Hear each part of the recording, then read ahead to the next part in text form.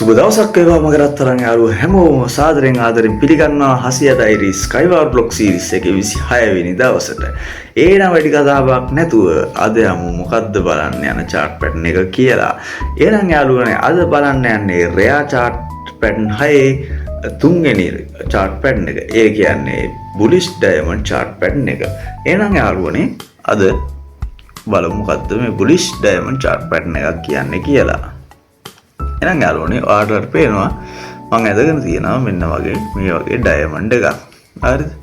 මේ ඩයමන්ඩ් එක අදින්නේ මෙන්න මේ රොටේටඩ් රෙක්ටැන්ගල් කියලා එකක් තියෙනවා. මේකෙන් අදින්නේ. මම ඒකෙන් දැන් ඇදගෙන තියෙනවා. ඔයගලන්ට පේනවා ඇති. මෙන්න මේම යාළුවනේ. මෙන්න මේ විදිහට මාකට් එක ඕවර්ऑල් මාකට් එක ඊයල ඉඳන් මෙන්න මේ පාරට එනවා ඩයමන්ඩ් එකක් ඇතුළට. ඩයමන්ඩ් එක ඇතුලේ මෙන්න මේ විදිහට යාළුවනේ සයිඩ් එක එන්නේ වගේ දෙපාරක් ටච් වෙනවා. මෙන්න මේ යට සයිඩ් එකේ දෙපාරක් මේ වෙලා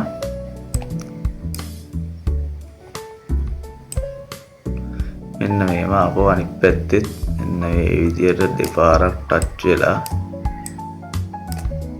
මේම ඩයමන්ඩ් එකෙන් චූට්ටක් උඩට ඇවිල්ලා ආපහු මාකට් එක පොඩ්ඩක් ඩවුන් වෙලා මෙන්න මේ විදියට ලොන් අප් එකක් ගන්න එකට තමයි යාළුවනේ බුලිෂ් ඩයමන්ඩ් chart pattern එකෙන් ගන්න පුළුවන් ඉන්ෆෝමේෂන් එක.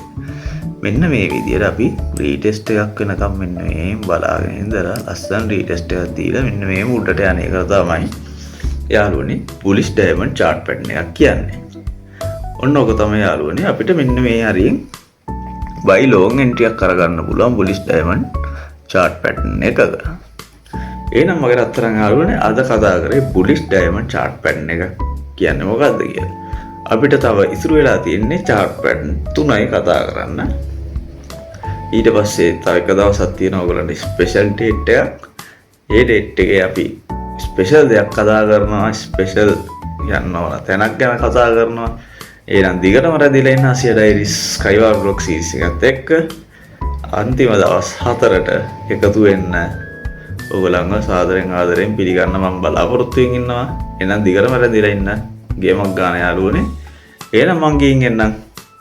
අසියා අදට හෙට හම්බෙන්න බලාපොරොත්තු වෙයි. එහෙනම් හැමෝටම සුබ දවසක් වේවා. ජය වේවා. ගේමක් ගාමු.